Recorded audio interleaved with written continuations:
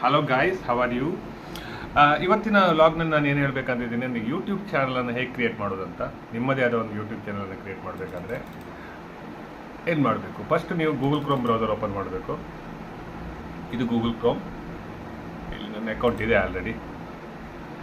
ಇಲ್ಲಿ ಹೋಗಿ youtube.com ಅಂತ ಟೈಪ್ ಮಾಡಿ. ಓಕೆ, ಈಗ ಸರ್ಚಲ್ಲಿ ಬಂದಿದೆ, ನೋ ಪ್ರಾಬ್ಲಮ್. ನಾನು ಕ್ಲಿಕ್ ಮಾಡಿದ್ದೀನಿ. youtube.com ಅಂತ ಇದು ಮಾಡಿ.